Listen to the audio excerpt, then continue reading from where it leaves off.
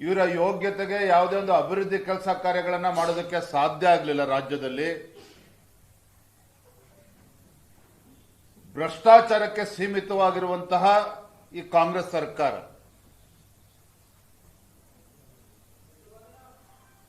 ರಾಜ್ಯದಲ್ಲಿರುವಂತಹ ಬಡವರಾಗ್ಲಿ, ರೈತರಾಗ್ಲಿ,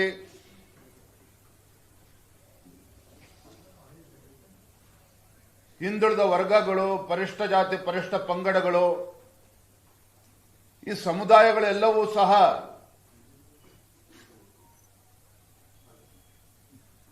ಕಾಂಗ್ರೆಸ್ಸಿಗರ ಮಾತನ್ನು ನಂಬಿಕೊಂಡು ನಾವು ಮೋಸ ಹೋಗಿದ್ದೇವೆ, ನಮ್ಗೆ ಅನ್ಯಾಯ ಆಗ್ತಾ ಇದೆ ಅಂತೇಳಿ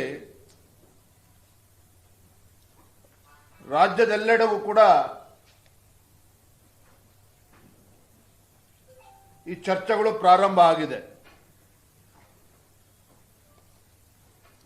ಅಹಿಂದ ಹೆಸರು ಹೇಳಿಕೊಂಡು ರಾಜ್ಯದ ಚುಕ್ಕಾಣಿ ಹಿಡಿದಿರುವಂತಹ ಸಿದ್ದರಾಮಯ್ಯನವರ ನೇತೃತ್ವದ ಈ ಕಾಂಗ್ರೆಸ್ ಸರ್ಕಾರ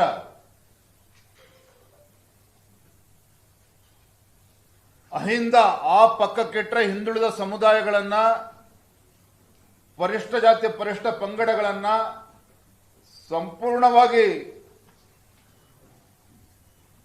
ನಿರ್ಲಕ್ಷ್ಯ ಮಾಡಿದ್ದಾರೆ ಅನ್ನೋದರಲ್ಲಿ ಯಾವುದೇ ಅನುಮಾನಗಳಿಲ್ಲ. ಅಹಿಂದ ಅಹಿಂದ ಅಂತ ಹೇಳಿಕೊಂಡು ಅಲ್ಪಸಂಖ್ಯಾತರ ಓಲೈಕೆ ರಾಜಕಾರಣ ಮಾಡ್ತಿದ್ದಾರೆ ವಿನಃ ಅಲ್ಪಸಂಖ್ಯಾತರ ತುಷ್ಟೀಕರಣದ ಒಂದು ರಾಜಕಾರಣ ಮಾಡ್ತಾ ಇದ್ದಾರೆ ವಿನಃ ಪಾಪ ಯಾಕೋ ಮುಖ್ಯಮಂತ್ರಿಗಳಿಗೆ ಯಾವ ಸಮುದಾಯಗಳು ಈ ನಾಡಿನ ಪರಿಷ್ಠ ಜಾತಿ ಪರಿಷ್ಠ ಪಂಗಡಗಳಿರ್ಬೋದು, ಹಿಂದುಳಿದ ವರ್ಗಗಳಿರ್ಬೋದು, ಎಲ್ಲ ಸಮುದಾಯಗಳನ್ನು ಸಂಪೂರ್ಣವಾಗಿ ಇವತ್ತು ನಿರ್ಲಕ್ಷಣೆ ಮಾಡಿರುವಂಥದ್ದು ಮೇಲ್ನೋಟಕ್ಕೆ ಗೊತ್ತಾಗ್ತಾ ಇದೆ. ಪ್ರತಿ ತಿಂಗಳಿಗೆ ಏನಾದ್ರು ಒಂದು ಮಾಡಬೇಕು.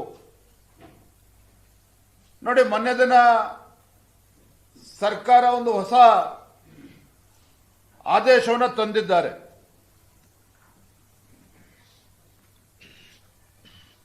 ಮೈನಾರಿಟಿ ಡೆವಲಪ್ಮೆಂಟ್ ಕಾರ್ಪೊರೇಷನ್ ಅಲ್ಲಿ ಅಲ್ಪಸಂಖ್ಯಾತ ಬಂಧುಗಳಿಗೆ one time settlement scheme, OTS scheme, 100% interest waiver, 100% interest waiver ಅನ್ನು ಮಾಡಿದ್ದಾರೆ ಅಲ್ಪಸಂಖ್ಯಾತರಿಗೆ. ಅವರು ಪ್ರಿನ್ಸಿಪಲ್ ಅಮೌಂಟ್ ಅನ್ನ ಕಟ್ಟಿದ್ರೆ ಸಾಕು. ಮಾಡಲಿ, ನಾನು ರಾಜ್ಯ ಸರ್ಕಾರ ತೀರ್ಮಾನ, ಮುಖ್ಯಮಂತ್ರಿಗಳ ತೀರ್ಮಾನ,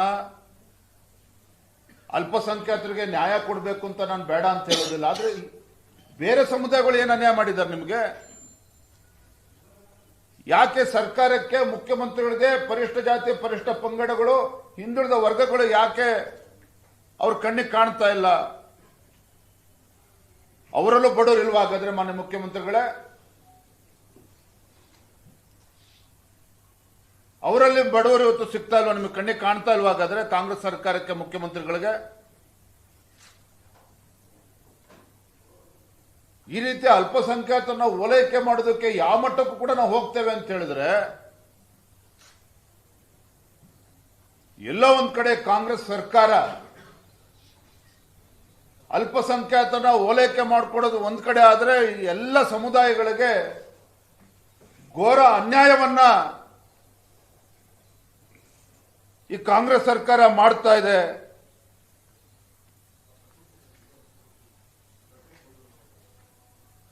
ನೋಡಿ, ರಾಜ್ಯದಲ್ಲಿ ಎಂಥ ಪರಿಸ್ಥಿತಿಗೆ ಬಂದಿದೆ ಅಂತ ಹೇಳಿದ್ರೆ, ನುಡಿದಂತೆ ನಡೆದ ಸರ್ಕಾರ, ನುಡಿದಂತೆ ನಡೆಯುತ್ತಿರುವ ಸರ್ಕಾರ, ಕೇಳಿ ಕೇಳಿ ಕೇಳಿ ಕೇಳಿ ರಾಜ್ಯದ ಜನರ ಕಿವಿಗೆ ಚಿಟ್ಟಿಡಿದು ಹೋಗಿದೆ. ನುಡಿದಂತೆ ನಡೆಯುತ್ತಿರುವ ಸರ್ಕಾರ, ಇವ್ರ ಯೋಗ್ಯತೆಗೆ ಹಿಂದುಳಿದ ವರ್ಗಗಳ ವಿದ್ಯಾರ್ಥಿನಿಯರಿಗೆ ಹಾಸ್ಟೆಲ್ ಸೀಟನ್ನು ಕೊಡೋದಕ್ಕಾಗ್ತಾ ಇಲ್ಲ. ಹಿಂದುಳಿದ ವರ್ಗದ 1.41 ಲಕ್ಷ ವಿದ್ಯಾರ್ಥಿಗಳಿಗೆ ಹಾಸ್ಟೆಲ್ಗೆ ಇವತ್ತು ಪ್ರವೇಶ ಸಿಗ್ತಾ ಇಲ್ಲ. ಸ್ವತಃ ಸಚಿವರು ಕೂಡ ಇದನ್ನು ಒಪ್ಪಿಕೊಂಡಿದ್ದಾರೆ. ಯಾವ ಮುಖ್ಯಮಂತ್ರಿಗಳ ಬಗ್ಗೆ ಹಿಂದುಳಿದ ಸಮುದಾಯಗಳು ಇವತ್ತು ಸಾಕಷ್ಟು ವಿಶ್ವಾಸನ ಇಟ್ಕೊಂಡಿತ್ತು. ಒಬ್ಬ ಅಹಿಂದ ಹೆಸರು ಹೇಳಿಕೊಂಡು ಒಬ್ಬ ರಾಜ್ಯದ ಮುಖ್ಯಮಂತ್ರಿಗಳಾಗಿ ಇವತ್ತು ಆ ಸಮುದಾಯಗಳಿಗೆ ಯಾವ ರೀತಿ ನ್ಯಾಯವನ್ನು ಕೊಡ್ತಾ ಇದ್ದಾರೆ ಅನ್ನೋದಕ್ಕೆ ಇದೊಂದು ತಾಜಾ ಉದಾಹರಣೆ. 1.41 ಲಕ್ಷ ಬಡ ವಿದ್ಯಾರ್ಥಿಗಳಿಗೆ, ಹಿಂದುಳಿದ ವರ್ಗದ ಮಕ್ಕಳಿಗೆ ಇವತ್ತು ಹಾಸ್ಟೆಲ್ ಸೀಟನ್ನು ಕೊಡೋದಕ್ಕೆ ಆಗ್ತಾ ಇಲ್ಲ.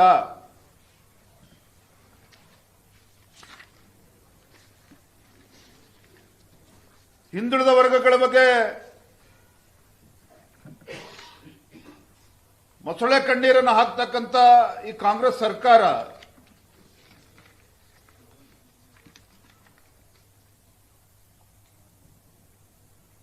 ಯಾವುದೇ ನ್ಯಾಯವನ್ನು ಕೊಡೋದಕ್ಕೆ ಅವರಿಗೆ ಸಾಧ್ಯ ಆಗ್ತಾ ಇಲ್ಲ.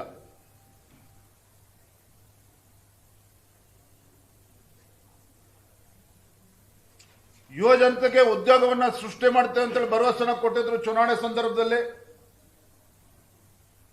ಕೇಂದ್ರ ಸರ್ಕಾರದ ಮೇಲೆ ಪದೇ ಪದೇ ಆರೋಪವನ್ನ ಮಾಡ್ತಾರೆ. ಆದ್ರೆ ನಿಮ್ಮ ಸರ್ಕಾರ ಏನ್ ಮಾಡ್ತಿದೆ? ಮನೆ ಮುಖ್ಯಮಂತ್ರಿಗಳು ಹಾಗಾದ್ರೆ ರಾಜ್ಯದಲ್ಲಿ ಎಷ್ಟು ಉದ್ಯೋಗಗಳನ್ನ ಸೃಷ್ಟಿ ಮಾಡೋದ್ರಲ್ಲಿ ನೀವು ಯಶಸ್ವಿ ಆಗಿದ್ದೀರಿ? ಕಳೆದ ಬಾರಿ ಸುವರ್ಣಸೌಧ ಅಧಿವೇಶನ ನಡೆಯುವಂತಹ ಸಂದರ್ಭದಲ್ಲಿ ಹುಬ್ಬಳ್ಳಿನಲ್ಲಿ ಆ ಯುವ ಜನತೆ ಪ್ರತಿಭಟನೆ ಮಾಡ್ತಾ ಇದ್ರು, ಹಕ್ಕೊತ್ತಾಯವನ್ನು ಮಾಡ್ತಾ ಇದ್ರು. ಈ ಕಾಂಗ್ರೆಸ್ ಸರ್ಕಾರದ ಗಮನವನ್ನು ಸೆಳೆಯಬೇಕು ಅಂತೇಳಿ ಪ್ರತಿಭಟನೆ ಮಾಡಿದ್ರು. ಅದನ್ನು ಸಹಿಸಲಿಲ್ಲ ನೀವು. ಲಾಠಿ ಚಾರ್ಜ್ ಮಾಡ್ತಾರೆ ವಿದ್ಯಾರ್ಥಿನಿಯರು, ಯುವ ಜನತೆ ಮೇಲೆ. ಉದ್ಯೋಗ ಕೊಡಿ ಮುಖ್ಯಮಂತ್ರಿಗಳೇ ಅಂತ ಹೇಳಿದ್ರೆ ಅವ್ರ ಮೇಲೆ ಲಾಠಿ ಚಾರ್ಜ್ ಮಾಡ್ತಾರೆ. ಕೊನೆಗೆ ರಾಜ್ಯ ಉಚ್ಚ ನ್ಯಾಯಾಲಯ ಮಧ್ಯಸ್ಥಿಕೆ ವಹಿಸಿ ಮುಖ್ಯಮಂತ್ರಿಗಳ ಒಂದು ಅಪಾಯಿಂಟ್ಮೆಂಟ್ ಕೊಡೋದಕ್ಕೆ ರಾಜ್ಯ ಉಚ್ಚ ನ್ಯಾಯಾಲಯ ಮಧ್ಯಸ್ಥಿಕೆ ವಹಿಸುವಂತಹ ಪರಿಸ್ಥಿತಿ ನಿರ್ಮಾಣ ಆಯಿತು. ನೋಡಿ, ಈವರೆಗೆ ಕರ್ನಾಟಕ ರಾಜ್ಯದಲ್ಲಿ ಕಾಂಗ್ರೆಸ್ ಸರ್ಕಾರ ಬಂದ ನಂತರದಲ್ಲಿ ಖಾಲಿ ಹುದ್ದೆಗಳ ನೇಮಕಾತಿ ಪ್ರಕ್ರಿಯೆಯನ್ನ ಪ್ರಾರಂಭವೇ ಮಾಡಿಲ್ಲ ಇವರು. ಖಾಲಿ ಹುದ್ದೆಗಳ ನೇಮಕಾತಿ ಪ್ರಕ್ರಿಯೆಯನ್ನ ಪ್ರಾರಂಭವೂ ಕೂಡ ಮಾಡಿಲ್ಲ. ಇವರು ಪ್ರಾಮಾಣಿಕವಾಗಿ ವಿದ್ಯಾವಂತರಿಗೆ, ನಿರುದ್ಯೋಗಿ ಯುವಕರಿಗೆ, ಯುವ ಜನತೆಗೆ ಉದ್ಯೋಗವನ್ನು ಸೃಷ್ಟಿ ಮಾಡಬೇಕು ಅನ್ನೋ ಒಂದು ಪ್ರಾಮಾಣಿಕ ಕಳಕಳಿ ರಾಜ್ಯ ಸರ್ಕಾರಕ್ಕೆ, ಕಾಂಗ್ರೆಸ್ ಸರ್ಕಾರಕ್ಕೆ, ಮುಖ್ಯಮಂತ್ರಿಗಳಿಗೆ ಇದ್ದಿದ್ದೇ ಆಗಿದ್ರೆ ಇವತ್ತು ರಾಜ್ಯದಲ್ಲಿ, ಕರ್ನಾಟಕ ರಾಜ್ಯದಲ್ಲಿ 2,85,000 ಹುದ್ದೆಗಳು ನೇಮಕಾತಿ ಆಗದೇನೆ ಖಾಲಿ ಉಳಿಯುವಂತ ಪರಿಸ್ಥಿತಿ ನಿರ್ಮಾಣ ಆಗ್ತಾ ಇರಲಿಲ್ಲ. 2,85,000 ಹುದ್ದೆಗಳಲ್ಲಿ ಹಿಂದುಳಿದ ವರ್ಗಗಳು, ಪರಿಶಿಷ್ಟ ಜಾತಿ, ಪರಿಶಿಷ್ಟ ಪಂಗಡಗಳ ವರ್ಗದವರಿಗೆ, ಆ ಸಮುದಾಯದ ಯುವ ಜನತೆಗೆ 1,42,000 ಉದ್ಯೋಗವನ್ನು ಕೊಡೋದಕ್ಕೆ ಸಾಧ್ಯ ಆಗ್ತಾ ಇತ್ತು. ಹಿಂದುಳಿದ ವರ್ಗಗಳ, ಪರಿಶಿಷ್ಟ ಜಾತಿ, ಪರಿಶಿಷ್ಟ ಪಂಗಡದ ಯುವ ಜನತೆಗೆ 1,42,000 ಹುದ್ದೆಗಳನ್ನು ನೀಡಿ ಆ ಸಮುದಾಯಗಳಿಗೆ, ಯುವ ಜನತೆಗೆ ನ್ಯಾಯ ಕೊಡುವಂತ ಅವಕಾಶಗಳನ್ನ ಇತ್ತು. ಆದ್ರೆ ಕೇವಲ ಬೊಗಳೆಯನ್ನು ಹೊಡಿತಕ್ಕಂತ ಈ ಕಾಂಗ್ರೆಸ್ ಸರ್ಕಾರ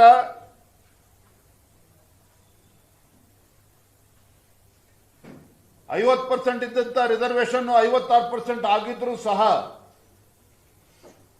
ರಾಜ್ಯ ಉಚ್ಚ ನ್ಯಾಯಾಲಯದಲ್ಲಿ ಸಮರ್ಪಕವಾಗಿ ವಾದ ಮಂಡನೆಯೂ ಕೂಡ ಮಾಡಿದ್ದೇನೆ.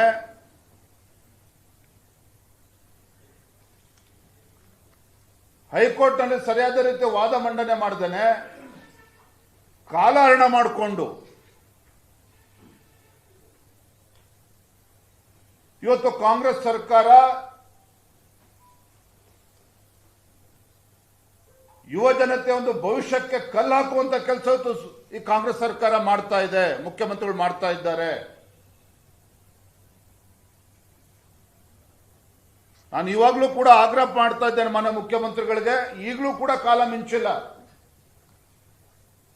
ನಿಮ್ಮ ಅಲ್ಪಸಂಖ್ಯಾತ ಓಲೈಕೆ ರಾಜಕಾರಣ ಬದಿಗಿಡಿ, ಸಾಕಷ್ಟು ಮಾಡಿದ್ದೀರಿ. ಆದರೆ ರಾಜ್ಯದಲ್ಲಿರ್ತಕ್ಕಂಥ ಎಲ್ಲ ಸಮುದಾಯಗಳಿಗೆ ನ್ಯಾಯ ಕೊಡುವಂತ ಕೆಲಸ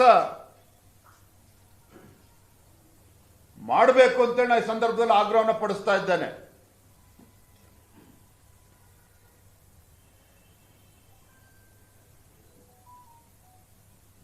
ಎಲ್ಲಿಗೆ ಬಂದ್ಬಿಟ್ಟಿದೆ ನಮ್ಮ ಕರ್ನಾಟಕ ರಾಜ್ಯದಲ್ಲಿ ಅಂತ ಹೇಳಿದ್ರೆ, ಸರ್ಕಾರಿ ಆಸ್ಪತ್ರೆಗಳಲ್ಲಿ ಔಷಧಿಯೂ ಕೂಡ ಇಲ್ಲದೆ ಇರುವಂತ ಪರಿಸ್ಥಿತಿ ನಿರ್ಮಾಣ ಆಗಿದೆ. ಸರ್ಕಾರಿ ಆಸ್ಪತ್ರೆಗಳಲ್ಲಿ ಔಷಧಿ ಸಿಗ್ತಾ ಇಲ್ಲ. ಬಡ ಜನರು ಪರದಾಡ್ತಾ ಇದ್ದಾರೆ. ಇವ್ರ ಯೋಗ್ಯತೆಗೆ ಸರಿಯಾದ ರೀತಿಯಲ್ಲಿ ರಾಜ್ಯ ಸರ್ಕಾರ ಔಷಧಿಗಳನ್ನು ಕೂಡ ವ್ಯವಸ್ಥಿತವಾಗಿ ಕಲ್ಪಿಸೋದಕ್ಕೆ ಸಾಧ್ಯ ಆಗ್ತಾ ಇಲ್ಲ. ಪ್ರಧಾನಮಂತ್ರಿಗಳು ನರೇಂದ್ರ ಮೋದಿಜಿಯವರ ಜನೌಷಧಿ ಕೇಂದ್ರಕ್ಕೂ ಕೂಡ ಕಲ್ಲಾಕುವಂತ ಕೆಲಸ ಅವ್ರು ಮಾಡಿದ್ರಿ. ನೀವು ಅದಕ್ಕೂ ಕೂಡ ಕಲ್ಲಾಕಿದ್ರಿ.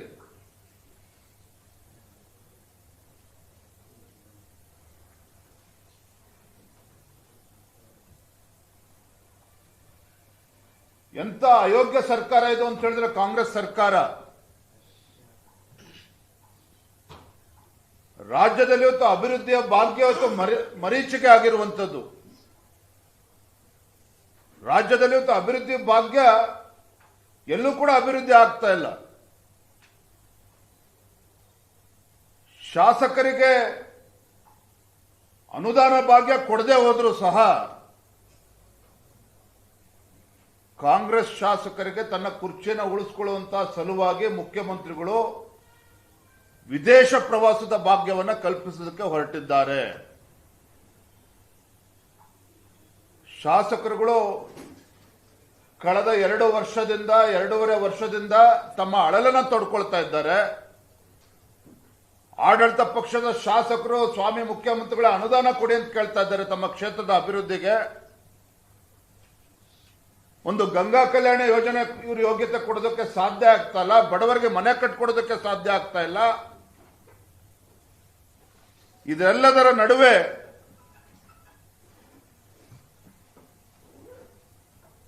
ಶಾಸಕರಿಗೆ ತನ್ನ ಕುರ್ಚಿಯನ್ನು ಉಳಿಸಿಕೊಳ್ಳೋದಕ್ಕೆ ವಿದೇಶಿ ಪ್ರವಾಸದ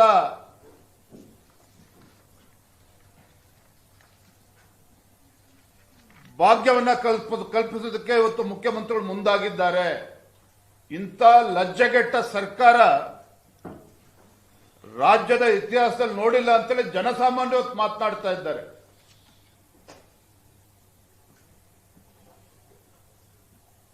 ನೋಡಿ ಎಲ್ಲಿಗೆ ಬಂದ್ಬಿಟ್ಟಿದೆ ನಮ್ಮ ರಾಜ್ಯದ ಪರಿಸ್ಥಿತಿ ಅಂತ ಹೇಳಿದ್ರೆ, ನಮ್ಮ ರಾಜ್ಯದಲ್ಲಿ ಆಕಸ್ಮಿಕವಾಗಿ ಮರಣ ಹೊಂದುವ ಕುರಿ ಮತ್ತು ಮೇಕೆಗಳಿಗೆ ಪರಿಹಾರ ಹಣ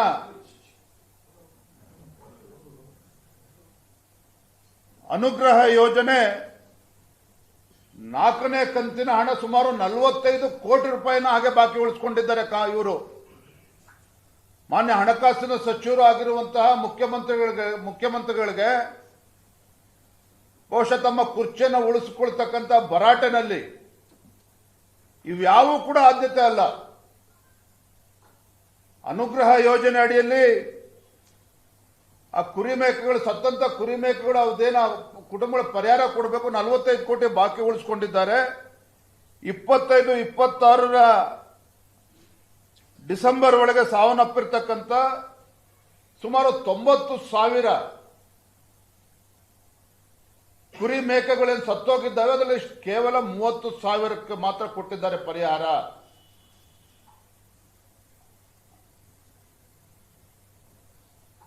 ಉಳಿದ 60,000 ಕುರಿಮರಿಗಳಿಗೆ ಏನು ಅದಕ್ಕೆ ಪರಿಹಾರವನ್ನು ಕೊಟ್ಟಿಲ್ಲ. ಇದರ ಮುಖೇನ ಅಹಿಂದ ಹೆಸರೆಳ್ಕೊಳ್ತಕ್ಕಂಥ ಮಾನ್ಯ ಮುಖ್ಯಮಂತ್ರಿಗಳು ಈ ರಾಜ್ಯದ ಕುರಿಗಾರರಿಗೆ ಇವತ್ತು ಅನ್ಯಾಯ ಮಾಡುವಂತ ಕೆಲಸ ಮಾಡ್ತಾ ಇದ್ದಾರೆ. ಈಗಲಾದರೂ ಕೂಡ ಎಚ್ಚೆತ್ತುಕೊಂಡು ಮಾನ್ಯ ಮುಖ್ಯಮಂತ್ರಿಗಳು ತತ್ಕ್ಷಣ ಪರಿಹಾರವನ್ನ ಬಿಡುಗಡೆ ಮಾಡಬೇಕು ಅಂತ ಆಗ್ರಹಪಡಿಸ್ತಾ ಇದ್ದಾರೆ. ನಾನು ಮೊನ್ನೆ ಸದನದಲ್ಲೂ ಕೂಡ ಕೆಲವು ವಿಚಾರಗಳನ್ನು ಪ್ರಸ್ತಾಪ ಮಾಡಿದ್ದೇನೆ. ಹಿಂದೆ ಭಾರತೀಯ ಜನತಾ ಪಾರ್ಟಿ ಸರ್ಕಾರ ಸನ್ಮಾನ್ಯ BS ಯಡಿಯೂರಪ್ಪನವರು ರಾಜ್ಯದ ಮುಖ್ಯಮಂತ್ರಿಗಳಿದ್ದಾಗ ಎಲ್ಲ ಸಮುದಾಯಗಳಿಗೆ, ಮಡಿವಾಳ ಸಮುದಾಯ ಇರ್ಬೋದು, ನೇಕಾರ ಸಮುದಾಯ ಇರ್ಬೋದು, ಸವಿತಾ ಸಮಾಜ ಇರ್ಬೋದು, ರಾಜ್ಯದಲ್ಲಿರುವಂತಹ ಎಲ್ಲ ಹಿಂದುಳಿದ ವರ್ಗಗಳ ಸಮುದಾಯಗಳು ಮತ್ತು ಇತರ ಸಮುದಾಯಗಳ ಅಭಿವೃದ್ಧಿ ನಿಗಮಗಳನ್ನೇನು ಮಾಡಿದ್ರು, 500 ಕೋಟಿ ರೂಪಾಯಿಗೂ ಹೆಚ್ಚು ಅನುದಾನ ಕೊಟ್ಟು ಆ ಸಮುದಾಯಗಳಿಗೆ ನ್ಯಾಯ ಸಿಗಬೇಕು, ಯುವ ಜನತೆಗೆ ಅನುಕೂಲ ಆಗಬೇಕು ಅಂತೇಳಿ ಹಣವನ್ನು ಬಿಡುಗಡೆ ಮಾಡಿದ್ರು. ಆದ್ರೆ ಈ ಸರ್ಕಾರ ಬಂದ ಮೇಲೆ, ಸಿದ್ದರಾಮಯ್ಯ ಸರ್ಕಾರ ಬಂದ ಮೇಲೆ, ಕಾಂಗ್ರೆಸ್ ಸರ್ಕಾರ ಬಂದ ಮೇಲೆ ಜನ ನಿರೀಕ್ಷೆ ಮಾಡಿದ್ರು. ಅರೆ, ಯಡಿಯೂರಪ್ಪನವರು ಬಿಜೆಪಿ ಸರ್ಕಾರ ಇದ್ದಾಗ 500 ಕೋಟಿಗೂ ಹೆಚ್ಚು ಅನುದಾನವನ್ನು ಕೊಟ್ಟಿದ್ದಾರೆ ಆ ಮಂಡಳಿಗಳಿಗೆ, ನಿಗಮಗಳಿಗೆ. ನಮ್ಮ ಮುಖ್ಯಮಂತ್ರಿಗಳು ಸಿದ್ದರಾಮಯ್ಯನವರೇ ಮುಖ್ಯಮಂತ್ರಿಗಳಾದ್ಮೇಲೆ ಕನಿಷ್ಠ 1,000 ಕೋಟಿ ಕೊಡ್ತಾರೆ ಅಂತ ಹೇಳಿದ್ರೆ, ಇವರು ಕೇವಲ ಹಿಂದೆ ಬಿಜೆಪಿ ಸರ್ಕಾರ ಕೊಟ್ಟಂತ 500 ಕೋಟಿಲಿ ಬರೀ 50% ರಿಲೀಸ್ ಮಾಡಿ ಅದರಲ್ಲಿ ವ್ಯಯ ಮಾಡಿರುವಂತದ್ದು ಕೇವಲ 50% ಮಾತ್ರ. ಇದು ನುಡಿದಂತೆ ನಡೆಯುವ ಸರ್ಕಾರನ ಹಾಗಾದ್ರೆ? ಒಬ್ಬ ಅಹಿಂದ ನಾಯಕರು ಅನ್ಸ್ಕೊಂಡಿರ್ತಕ್ಕಂಥ ಮಾನ್ಯ ಮುಖ್ಯಮಂತ್ರಿಗಳು ನುಡಿದಂತೆ ನಡೀತಾ ಇದ್ದಾರೆ ಅನ್ನೋದನ್ನ ರಾಜ್ಯದ ಜನ ಇವತ್ತು ಪ್ರಶ್ನೆ ಮಾಡ್ತಾ ಇದ್ದಾರೆ. ನೋಡಿ, ಕಳೆದ ಸುವರ್ಣಸೌಧ ಅಧಿವೇಶನದ ಸಂದರ್ಭದಲ್ಲಿ ಇವತ್ತಿಗೆ 1.5 ತಿಂಗಳಿಗೆ ಹೆಚ್ಚು ಆಗಿದೆ, 1.5 ತಿಂಗಳು ಕಳೆದಿದೆ, ಬಹುತೇಕ 2 ತಿಂಗಳುಗಳಾಗ್ತಾ ಇದೆ.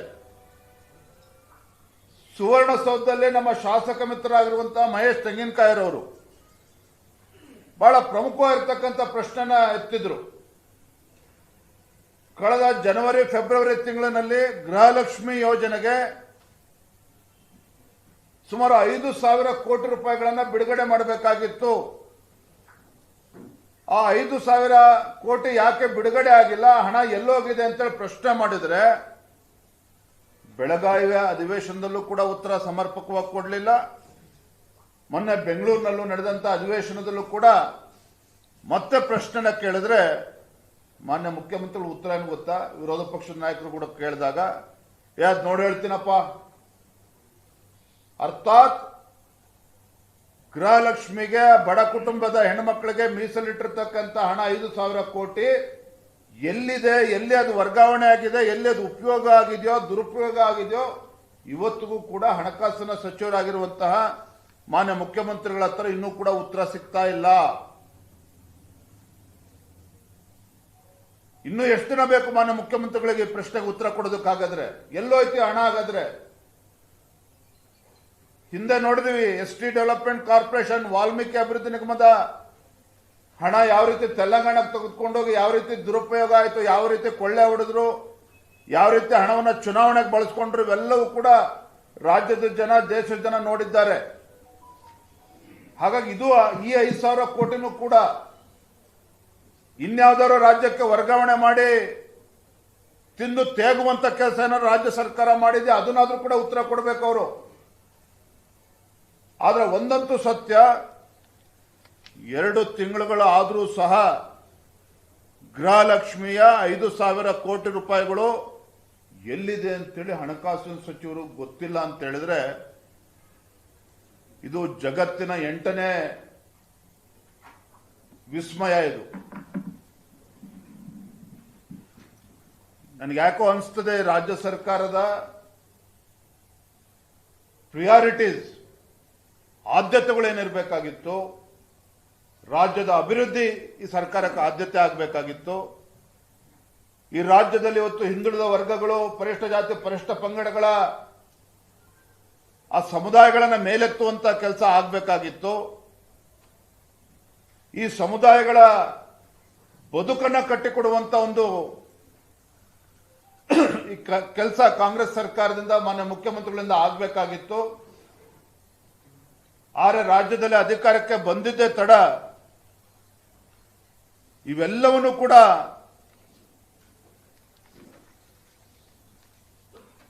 ಮರ್ತಿದ್ದಾರೆ ಅನ್ನೋದ್ರಲ್ಲಿ ಯಾವುದೇ ಒಂದು ಸಂದೇಹವಿಲ್ಲ. ನೋಡಿ, ಇತ್ತೀಚೆಗೆ ಪ್ರೊಫೆಸರ್ ಎಂ ಗೋವಿಂದರಾವ್ ಅವರ ಅಧ್ಯಕ್ಷತೆಯಲ್ಲಿ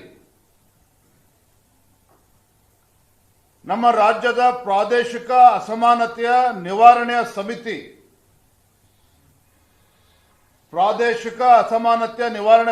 ವರದಿಯನ್ನು ಕೊಟ್ಟಿದ್ದಾರೆ. 2001ರಲ್ಲಿ ನಂಜುಂಡಪ್ಪ ವರದಿ ಕೂಡ ಬಂದಿತ್ತು, ನಮಗೆಲ್ಲ ಗೊತ್ತಿದೆ.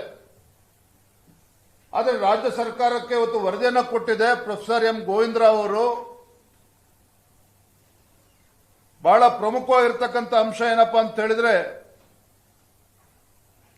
ಪ್ರಾದೇಶಿಕ ಅಸಮಾನತೆ 2001-2ರಲ್ಲಿ 65%ಇದ್ದ ಹಿಂದುಳಿದ ತಾಲೂಕುಗಳು 2022-23ರಲ್ಲಿ 72.8%ಗೆ ಇವತ್ತು ಏರಿಕೆ ಆಗಿದೆ. 72.8%ಗೆ ಇದು ರಾಜ್ಯದಲ್ಲಿ ತಾಲೂಕುಗಳು ಇವತ್ತು ಹಿಂದೆ ಉಳ್ಕೊಂಡಿದ್ದಾವೆ. ನಾನು ರಾಜ್ಯದ ಮುಖ್ಯಮಂತ್ರಿಗಳಿಗೆ ಹಲವಾರು ಬಾರಿ ಕೇಳಿದ್ದೇನೆ, ತಾವು ಈ ರಾಜ್ಯದ ಮುಖ್ಯಮಂತ್ರಿಗಳ ಅಥವಾ ಕೇವಲ ಮೈಸೂರಿಗೆ ಮುಖ್ಯಮಂತ್ರಿಗಳ ಅಂತೇಳಿ ನಾನು ಹಲವಾರು ಬಾರಿ ಪ್ರಶ್ನೆ ಇಟ್ಟಿದ್ದೇನೆ. ದೇವರಾಜ ಅರಸು ದಾಖಲೆಯನ್ನು ಮುರಿದಿದ್ದೀರಿ ಮಾನ್ಯ ಸಿದ್ದರಾಮಯ್ಯನವರೇ.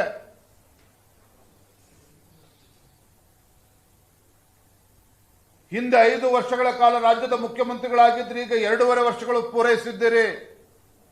ಆದರೆ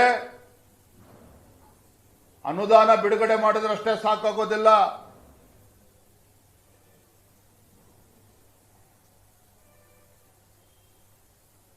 ಕಲ್ಯಾಣ ಕರ್ನಾಟಕ ಆ ಭಾಗದ ಅಭಿವೃದ್ಧಿಗೆ ಹಿಂದೆ ಯಡಿಯೂರಪ್ಪರವರಿದ್ದಾಗೂ ಕೂಡ 2,500 ಕೋಟಿ ಅನುದಾನ ಕೊಟ್ಟರು. ಬಸವರಾಜ ಬೊಮ್ಮಾಯಿ ಅವರು ಬಂದ್ಮೇಲೆ 5,000 ಕೋಟಿಗೆ ಏರಿಸಿದ್ರು. ಇವರು ಹಣವನ್ನು ಕೊಟ್ಟಿದ್ದಾರೆ. ಆದರೆ ಹಣ ಯಾವ ರೀತಿ ಬಳಕೆ ಆಗ್ತಾ ಇದೆ? 5 ವರ್ಷ ನೀವೇ ಮುಖ್ಯಮಂತ್ರಿ ಇದ್ರಿ, ಈಗ ಮತ್ತೆ 2.5 ವರ್ಷ ಪೂರೈಸಿದಿರಿ. ಆದರೆ ಇವತ್ತು ಹಿಂದುಳಿವಿಕೆ ಇವತ್ತು 72.8%ಗೆ ಏರಿದೆ ಅಂತ ಹೇಳಿದ್ರೆ ಮಾನ್ಯ ಮುಖ್ಯಮಂತ್ರಿಗಳು ಕಾಂಗ್ರೆಸ್ ಸರ್ಕಾರ ಉತ್ತರ ಕೊಡಬೇಕಲ್ಲ. ಹಾಗಾದ್ರೆ ಅತಿ ಹೆಚ್ಚು ಹಿಂದುಳಿದಿರ್ತಕ್ಕಂಥ ತಾಲೂಕುಗಳು ಎಲ್ಲಿದ್ದಾವೆ ಅಂತ ಹೇಳಿದ್ರೆ ಕಿತ್ತೂರು ಕರ್ನಾಟಕದಲ್ಲಿ ಭಾಗದಲ್ಲಿದೆ, ಕಲ್ಯಾಣ ಕರ್ನಾಟಕದಲ್ಲಿದೆ, ಆ ಭಾಗದಲ್ಲೂ ಕೂಡ ಇದೆ. ಮಾನ್ಯ ಪ್ರಿಯಾಂಕಾ ಖರ್ಗೆ ಅವರು ಬೊಬ್ಬೆ ಹೊಡಿತಾರೆ ಎಲ್ಲಾ ವಿಚಾರಗಳಲ್ಲಿ. ಅತಿ ಹೆಚ್ಚು ಹಿಂದುಳಿಕೆ ಎಲ್ಲಿದೆ ಅಂತ ಹೇಳಿದ್ರೆ ಗುಲ್ಬರ್ಗ ಆ ಭಾಗದಲ್ಲಿ, ಇವತ್ತು ಕಿತ್ತೂರು ಕಲ್ಯಾಣ ಕರ್ನಾಟಕ ಭಾಗದಲ್ಲಿ 65% ಇರುವಂತದ್ದು, ತದನಂತರದಲ್ಲಿ ಕಿತ್ತೂರು ಕರ್ನಾಟಕ. ಹಾಗಾಗಿ ಕೇವಲ ನುಡಿದಂತೆ ನಡೆದಿದ್ದೇವೆ, ರಾಜ್ಯದಲ್ಲಿ ನಾವು ಅಭಿವೃದ್ಧಿ ಕೆಲಸವನ್ನು ಮಾಡ್ತಾ ಇದ್ದೇವೆ, ಎಲ್ಲ ಭರವಸೆಗಳನ್ನು ಈಡೇರಿಸಿದ್ದೇವೆ ಅಂತ ಬಡಾಯಿ ಕೊಚ್ಕೊಂಡ್ರೆ ಸಾಕಾಗೋದಿಲ್ಲ. ಮಾನ್ಯ ಮುಖ್ಯಮಂತ್ರಿಗಳೇ, ಎಲ್ಲ ಪ್ರಶ್ನೆಗಳಿಗೆ ಉತ್ತರವನ್ನು ಕೊಡಬೇಕು. ಉತ್ತರ ಕೊಡೋದಷ್ಟೇ ಅಲ್ಲ, ಈ ರಾಜ್ಯದ ಸಮರ್ಪಕ ಅಭಿವೃದ್ಧಿಯ ದೃಷ್ಟಿಯಿಂದ ನೀವು ಮಾಡಬೇಕೇ ವಿನಃ ಕೇವಲ ಮುಖ್ಯಮಂತ್ರಿ ಕುರ್ಚಿ ಉಳಿಸ್ಕೊಂಡ್ರೆ ಸಾಕಾಗೋದಿಲ್ಲ. ನೋಡಿ, ಮೊನ್ನೆ ನಾನು ನಾಂದೇಡಿಗೆ ಹೋಗಿದ್ದೆ ಬೇರೆ ಕಾರ್ಯಕ್ರಮದ ನಿಮಿತ್ತ. ನಾಂದೇಡಿಗೆ ಹೋದಾಗ ಮಹಾರಾಷ್ಟ್ರದ ಮಾಜಿ ಮುಖ್ಯಮಂತ್ರಿಗಳಾಗಿರುವಂತಹ ಅಶೋಕ್ ಚೌಹಾಣ್ ಅವರು ರಾಜ್ಯಸಭಾ ಸದಸ್ಯರು ಕೂಡ ಇದ್ದಾರೆ. ಈಗ ಅವರು ನನಗೊಂದು ಮನವಿಯನ್ನು ಕೂಡ ನೀಡಿದ್ದಾರೆ. ಅಲ್ಲಿ ಪತ್ರಕರ್ತರು ಸಂಘ ಮತ್ತೆ ಮಾಜಿ ಮುಖ್ಯಮಂತ್ರಿಗಳಾಗಿರ್ತಕ್ಕಂಥ ಅಶೋಕ್ ಚೌಹಾಣ್ ಅವರು ಒಂದು ಮನವಿ ಪತ್ರವನ್ನು ನೀಡಿದ್ದಾರೆ. ಏನು ಅಂತ ಹೇಳಿದ್ರೆ, ವಿಜೇಂದ್ರ ಅವರೇ, ನೀವು ಕೂಡ ಶಾಸಕರಿದ್ದೀರಿ, ರಾಜ್ಯಾಧ್ಯಕ್ಷರು ಕೂಡ ಇದ್ದೀರಿ, ರಾಜ್ಯ ಸರ್ಕಾರಕ್ಕೆ ದಯವಿಟ್ಟು ಮನವಿ ಮಾಡಿ ನಮ್ಮ ಕಡೆಯಿಂದ. ವಿಷಯ ಏನಪ್ಪಾ ಅಂತ ಹೇಳಿದ್ರೆ, the issue of the propose new railway line between Nanded and Bidar. Nanded ಮತ್ತು ಬೀದರ್ ನಡುವೆ 157 ಕಿಲೋಮೀಟರ್ ಅಷ್ಟು ರೈಲ್ವೆ ಲೈನ್ ಅಭಿವೃದ್ಧಿ ಪಡಿಸುವಂತ ಅವಶ್ಯಕತೆ ಇದೆ. ಇದು ಯಾಕೆ ಮಹತ್ವ ಅಂತ ಹೇಳಿದ್ರೆ, ಬೀದರ್ ನಿಮಗೆ ಗೊತ್ತಿದೆ, ಅಲ್ಲಿ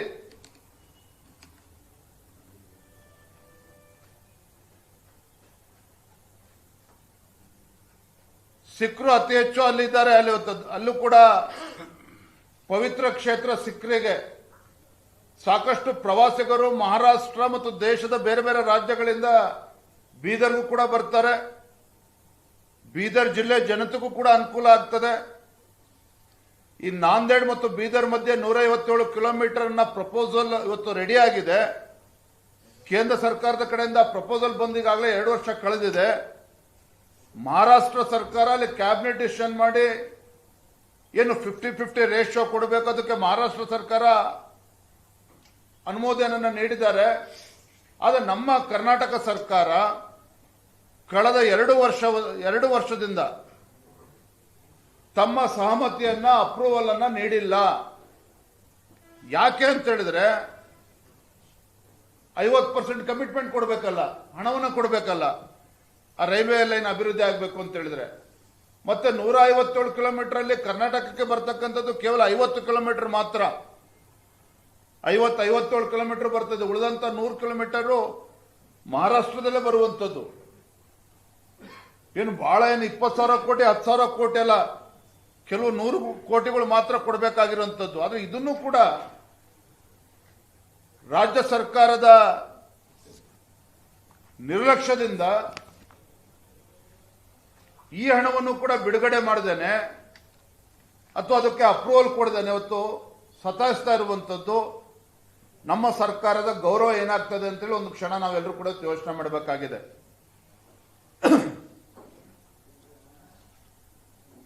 ವಿಬಿಜಿ ರಾಮ್ಜಿ ಬಗ್ಗೆ ಸಾಕಷ್ಟು ಚರ್ಚೆಗಳು ನಡೀತಾ ಇದೆ. ಅದ್ರ ಬಗ್ಗೆ ಹೆಚ್ಚು ಉಲ್ಲೇಖ ಮಾಡೋದಕ್ಕೆ ಹೋಗೋದಿಲ್ಲ. ಆದ್ರೆ ಒಂದೇ ಹೇಳ್ತಾನೆ, Viksit Bharat guarantee for Rozgar and Ajeevika mission Narendra ಮೋದಿಜಿಯವರ ಒಂದು ಅಪೇಕ್ಷೆ ಮೇರೆಗೆ ಒಂದು ಕಾಯ್ದೆ ಪಾಸ್ ಆಗಿದ್ರು ಸಹ ಇವತ್ತು ರಾಜ್ಯ ಸರ್ಕಾರ ತನ್ನ ಭಾಗದ 40% ಅನುದಾನ ಕೊಡಬೇಕು ಅಂತೇಳಿ ಯಾವ ರೀತಿ ಕಳ್ಳಾಟ ನಡೆಸ್ತದೆ ತಾವೆಲ್ಲರೂ ಕೂಡ ನೋಡ್ತಾ ಇದ್ದೀರಿ. ಕೇಂದ್ರ ಸರ್ಕಾರದ ಮೇಲೆ ಆರೋಪ ಮಾಡುವಂಥದ್ದು, ಏನೋ ಗಾಂಧಿಗೆ ಅಪಮಾನ ಮಾಡ್ತಾ ಇದ್ದೇವೆ ಅಂತೇಳಿ ಆರೋಪವನ್ನು ಮಾಡ್ತಾ ಇರುವಂಥದ್ದು. ಒಂದು ತಮ್ಮ ಮುಖೇನ ನಮ್ಮ ನಾಡಿನ ಏನು ಗ್ರಾಮೀಣ ಭಾಗದಲ್ಲಿರ್ತಕ್ಕಂಥ ಕಾರ್ಮಿಕರಾಗಲಿ ಬಡವರಿಗಾಗಲಿ ನನ್ನ ತಮ್ಮ ಮುಖೇನ ಮಾಹಿತಿಯನ್ನು ಕೊಡುವಂಥದ್ದು. ಏನು ಉದ್ಯೋಗ ಖಾತ್ರಿ ಯೋಜನೆ ಅಡಿಯಲ್ಲಿ 100 ದಿನಗಳು ಇತ್ತು, 125 ದಿನಕ್ಕೆ ಏರಿಸಿರುವಂಥದ್ದು. ಅದರ ಜೊತೆಗೆ ಏನು ಒಂದು ದಿನದ ಕೂಲಿ 340 ರೂಪಾಯಿ 45 ರೂಪಾಯಿ ಸಿಗ್ತಾ ಇತ್ತು, ಇವತ್ತು 375 ರೂಪಾಯಿ ಸಿಗುತ್ತೆ. ಅಂದ್ರೆ ವಾರ್ಷಿಕವಾಗಿ 45,000 ರೂಪಾಯಿಗಳು ಆ ಕಾರ್ಮಿಕರಿಗೆ ಸಿಗುವಂಥದ್ದು. ಒಪ್ಕೊಳ್ತಾನೆ. ಇವತ್ತು ರಾಜ್ಯ ಸರ್ಕಾರವು ಕೂಡ 40% ಕೊಡಬೇಕು, ಕೇಂದ್ರ ಸರ್ಕಾರವು ಕೂಡ ಅದರ ಪಾತ್ರ ಕೂಡ ಜಾಸ್ತಿ ಆಗ್ತದೆ, ಅನುದಾನವೂ ಕೂಡ ಜಾಸ್ತಿ ಆಗುವಂಥದ್ದು. ಆದರೆ ರಾಜ್ಯ ಸರ್ಕಾರದ ಪಾಲೇನಿದೆ, ಇಟ್ಸ್ ಅ ಕ್ಯಾಪಿಟಲ್ ಇನ್ವೆಸ್ಟ್ಮೆಂಟ್. ಗ್ರಾಮೀಣ ಭಾಗದಲ್ಲಿ ಉದ್ಯೋಗ ಸೃಷ್ಟಿಯ ಜೊತೆಗೆ ಒಂದು ಅಸೆಟ್ ಕ್ರಿಯೇಷನ್ ಕೂಡ ಆಗುವಂಥದ್ದು. ಆದರೆ ಇದೆಲ್ಲವನ್ನು ಕೂಡ ಮರೆಮಾಚಿ ಮತ್ತೆ ಗ್ರಾಮ ಸಭೆಗಳೆಲ್ಲ ತೀರ್ಮಾನ ಮಾಡುವಂಥದ್ದು, ಯಾವ ಕೆಲಸ ತೆಗೆದುಕೊಳ್ಬೇಕು, ಯಾವ ತೆಗೆದುಕೊಳ್ಬಾರ್ದು ಅಂತೇಳಿ. ಅದು ಎಲ್ಲವೂ ಕೂಡ ದೆಹಲಿಯಲ್ಲೇ ಆಗಬೇಕು. ಗ್ರಾಮ ಪಂಚಾಯತ್ಗಳಿಗೆ ಗ್ರಾಮ ಸಭೆಗಳಿಗೆ ಯಾವುದೇ ಒಂದು ಅಧಿಕಾರ ಇರೋದಿಲ್ಲ. ಮೋದಿ ಅವರು ಹೇಳಿದ್ದೇ ಕೆಲಸವನ್ನ ಆಯ್ಕೆ ಮಾಡ್ಕೋಬೇಕು. ಈ ರೀತಿ ಅಪಪ್ರಚಾರ ಮಾಡಿಕೊಂಡು ಇವತ್ತೇನು ಅಧಿವೇಶನದಲ್ಲಿ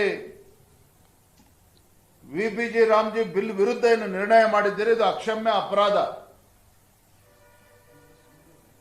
ಈ ರೀತಿ ಒಂದು ರಾಜ್ಯದ ಜನರಿಗೆ ಬಡವರಿಗೆ ಇವತ್ತು ಅನ್ಯಾಯ ಮಾಡೋದಕ್ಕೆ ನೀವೇನು ಹೊರಟಿದ್ದೀರಿ, ಇದು ಖಂಡಿತ ಸರಿಯಲ್ಲ ಅನ್ನೋದನ್ನು ಕೂಡ ನಾನು ಈ ಸಂದರ್ಭದಲ್ಲಿ ಹೇಳ್ತಾ, ಕೊನೆಯದಾಗಿ ಮತ್ತೊಂದು ಪ್ರಮುಖವಾಗಿರ್ತಕ್ಕಂಥ ವಿಚಾರ, ಇದೇ ಫೆಬ್ರವರಿ 19ನೇ ತಾರೀಕು ಗುರುವಾರ, ಫೆಬ್ರವರಿ 19ನೇ ತಾರೀಕು ಗುರುವಾರ ಬೆಂಗಳೂರಿನ ಅರಮನೆ ಮೈದಾನದ ಗಾಯತ್ರಿ ಗ್ರ್ಯಾಂಡ್ ನಮ್ಮ ರಾಜ್ಯ ಬಿಜೆಪಿಯ ರಾಜ್ಯ ಕಾರ್ಯಕಾರಿಣಿಯನ್ನ ಆಯೋಜನೆ ಮಾಡಿದ್ದೇವೆ. State executive meeting will be held on 19th February, that is Thursday. ಈ ಒಂದು ವಿಶೇಷ ರಾಜ್ಯ ಕಾರ್ಯಕಾರಿಣಿಯಲ್ಲಿ ಮುಂದಿನ ಕೆಲವು ಸಂಘಟನಾತ್ಮಕವಾಗಿರ್ತಕ್ಕಂಥ ವಿಚಾರಗಳ ಬಗ್ಗೆನೂ ಕೂಡ ಚರ್ಚೆ ಮಾಡ್ತೇವೆ. ಜಿಲ್ಲಾ ಪಂಚಾಯತಿ, ತಾಲೂಕ್ ಪಂಚಾಯತಿ ಚುನಾವಣೆಗಳು, GBA ಗ್ರೇಟರ್ ಬ್ಯಾಂಗ್ಳೂರ್ ಅಥಾರಿಟಿ ಚುನಾವಣೆ ಇರ್ಬೋದು, ಉಪಚುನಾವಣೆಗಳು, MLC ಚುನಾವಣೆಗಳು, ಮತ್ತೆ ರಾಜ್ಯ ಸರ್ಕಾರದ ವೈಫಲ್ಯಗಳು, ಕೇಂದ್ರ ಸರ್ಕಾರದ ಸಾಧನೆ, ಇವೆಲ್ಲ ವಿಚಾರವಾಗಿ ಸಮಗ್ರವಾಗಿ ರಾಜ್ಯ ಕಾರ್ಯಕಾರಿಣಿಯಲ್ಲಿ ಚರ್ಚೆ ಮಾಡೋರಿದ್ದೇವೆ. ನಮ್ಮ ರಾಜ್ಯ ಕಾರ್ಯಕಾರಿಣಿಯ ಉದ್ಘಾಟನೆಗೆ ಕೇಂದ್ರದ ಹಿರಿಯ ಸಚಿವರು ಬರ್ತಾರೆ. ಯಾರು ಅನ್ನೋದು ಇವತ್ತು ನಾಳೆ ತೀರ್ಮಾನ ಆಗ್ತದೆ. ಸಮಾರೋಪಕ್ಕೆ ನಮ್ಮ ಗೌರವಾನ್ವಿತ ರಾಷ್ಟ್ರೀಯ ಸಂಘಟನಾ ಕಾರ್ಯದರ್ಶಿಗಳಾಗಿರುವಂತಹ ಮಾನ್ಯ ಸಂತೋಷ್ ಜಿ ಅವರು ಬರ್ತಾ ಇದ್ದಾರೆ. ಸಮಾರೋಪಕ್ಕೆ ಬೆಳಗ್ಗೆ 10 ಗಂಟೆಯಿಂದ ಸಂಜೆ 6 ಗಂಟೆವರೆಗೂ ಸಹ ರಾಜ್ಯದ ಜ್ವಲಂತ ಸಮಸ್ಯೆಗಳು, ಸರ್ಕಾರದ ವೈಫಲ್ಯಗಳು, ಯಾವ ರೀತಿ ಈ ನಾಲಾಯಕ ಕಾಂಗ್ರೆಸ್ ಸರ್ಕಾರ ಜನರಿಗೆ ಮೋಸ ಮಾಡ್ತಾ ಇದೆ,